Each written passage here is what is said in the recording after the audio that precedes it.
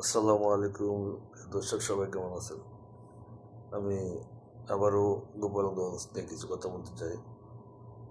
তো গোপালগঞ্জ থেকে যে জাতীয় বীরেরা, অনেকে বলে জাতীয় বীর, কেউ বলে জুলাই যোদ্ধা, এই জাতীয় বীরেরা গোপালগঞ্জ থেকে লেজ গুটিয়ে ইঁদুরের গর্তে ঢুকে পালিয়েছে, এটা আমরা দেখছি।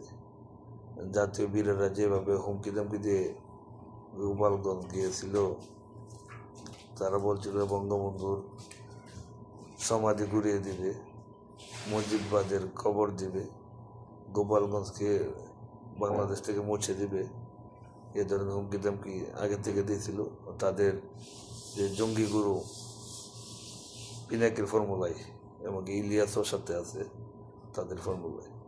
তো তাদের ফর্মুলায় তারা গোপালগঞ্জ সারা বাংলাদেশে করছে রোড মার্চ, আর গোপালগঞ্জ করলো লং মার্চ।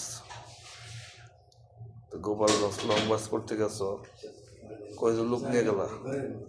কয়জন সমর্থন ছিল তোমাদের? তোমরা তো মনে করছিলে গোপালগঞ্জের সব লোক মনে হয় তোমাদের কাছে এসে পড়বো। তোমরা সামনে পিছনে সেনাবহর নিয়ে, র্যাব, বিজেপি, কোস্টগার্ড, এই কি বলে, ডিবি, দাঙ্গা পুলিশ সব নিয়ে তোমরা গোপালগঞ্জ যে কোনোভাবে ঢুকছো। তা আমরাও দেখছি, তোমরা মনে হচ্ছে সরকার প্রধান। আমি জানি না এদেরকে কিভাবে প্রোটোকল দিল, কোন আইনে এরা প্রোটোকল পাইলো। এটা তো প্রোটোকলে দেওয়া হয়েছে, কোনো রাষ্ট্রপ্রধান বা রাষ্ট্রের মন্ত্রী যদি যাই হয়তো এইভাবে প্রোটোকল দেওয়া হবে, কিন্তু তাদেরকে এভাবে প্রোটোকল দিয়ে গোপালগঞ্জে নিয়ে গেল। শেষ পর্যন্ত তারা প্রথমে যদিও সাধারণ জনতা উত্তেজিত হয়ে হামলা করছিল, উত্তেজিত হওয়ার কারণ আছে, তারা বঙ্গবন্ধুর মাথা ঘুরে দিবে, তারা নেট দুনিয়া খবর পাইতেছে বা মুজিববাদের খবর দিবে, এরকম। যেখানে 95% মুজিববাদ মুজিবকে ভালোবাসে, যার মাটি গোপালগঞ্জের মাটির লোক, সেখানে মুজিববাদকে তারা কবর দিবে। আবার ওই জনসভায় যদিও আগে হালকা পাতলা ভাঙচুর করছে, চেয়ার টেবিল রাগ টাগ করে, ওই জনসভা তারা করছে পুলিশের সহযোগিতায়, বিভিন্ন বাহিনীর সহযোগিতায় জনসভা করে তারা আবার একটু বাহাদুরি করে স্লোগান দিতেছিল, মুজিববাদ মুর্দাবাদ, মুজিববাদ মুর্দাবাদ, আরো কি কি বলছে। এগুলি শুনে গোপালগঞ্জবাসী সহ্য করতে পারছে না, সাধারণ জনতা। যদিও গোপালগঞ্জের এখন কোনো নেতা এলাকায় নাই, ইউনূস সরকার ক্ষমতায় আসার পরে এই 11 মাস 12 মাস ধরে লোক নেতা নেত্রীকে ধরতেছে, এমনকি মহিলাকেও ধরতেছে। এই এই সমাবেশ উপলক্ষে 15-20 দিন ধরে তারা আবার ধরপাকড় করছিল, চিরুনি বিধানসভায় মহিলা টহিলা সবাই ধরে নিয়ে আসতেছে। এই হলো তাদের সরকারের চিন্তা ভাবনা।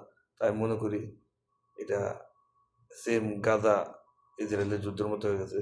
গাজা যেভাবে অবরুদ্ধ করে ইসরায়েলিরা মারতেছিল, বিমান হামলা করতেছিল, অবশ্যই সরকার বিমান হামলাটা করার বাকি আছে, সবই তারা করে ফেলছে।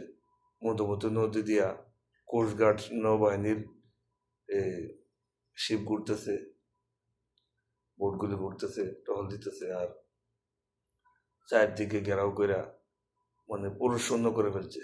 সব পুরুষ জেলে ঢুকাইতেছে, 200-400 নাই হয়ে গেছে, কোনো খবর নাই। এগুলিকে ঘুম করা হয়েছে মনে হয়তো।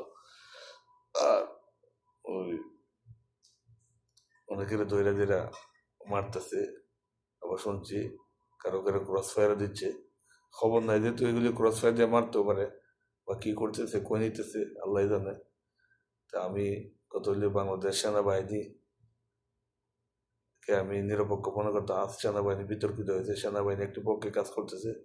এই সেনাবাহিনী মূলত পাকিস্তানের দালাল, এটা আমি বুঝতে পারছি। এই জঙ্গি জঙ্গি সেনাবাহিনী, কথিত সেনাবাহিনী বলবো, সবাই না, যে সেনাবাহিনী অন্যান্য ক্যান্টনমেন্ট থেকে এই অভিযান চালার জন্য গেছে মূলত উদ্দেশ্য করে, তারা মূলত এই জঙ্গিদের বা এর সদস্য হতে পারে, সমর্থন করে হতে পারে।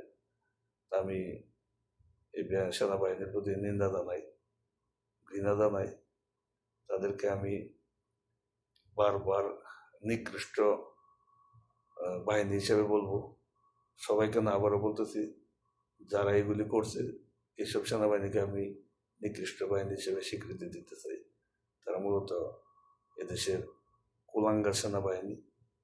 এই কুলাঙ্গার সেনাবাহিনীকে একদিন বিচারের কাঠগড়ায় দাঁড়াতে হবে। আর এই যে ইনুস যেহেতু প্রতিরক্ষা মন্ত্রণালয়ের দায়িত্বে আছে, তো অবশ্যই ইনুসের অর্ডারে বা পারমিশনে এই হামলা চালানো হয়েছে। এতগুলি লোককে মারা হয়েছে, সেনাবাহিনী গুলি করে মারছে, AK-47 দিয়ে মারছে। আমরা দেখতে পাচ্ছি যে সাধারণ জনতা সামান্য ইট পাটকেল লাঠি নিয়ে পাথর নিয়ে হয়তো তাদের উপরে 2-4টা ডিল মারছে বা যাই করছে, আর তারা সরাসরি গুলি। এমনকি আমরা দেখতে পাচ্ছি কেউ কেউ বলতেছে কোনো অফিসার টার্গেট করে গুলি করার জন্য। এমনকি যে একটা ছেলে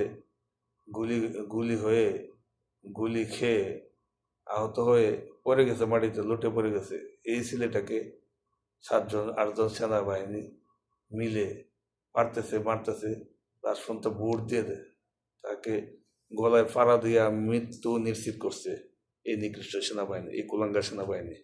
তাদেরকে আমি নিন্দা জানাই। বাংলাদেশে এটা সেনাবাহিনীর একটা কলঙ্ক বয়ে আনছে, কলঙ্কিত সেনাবাহিনী। এই সেনাবাহিনী বিতর্কিত হয়ে গেছে, এই বাংলাদেশকে ধ্বংস করে ফেলছে সেনাবাহিনী। এই সেনাবাহিনীর প্রতি আমি আবারও নিন্দা জানাই। খুদা হাফেজ।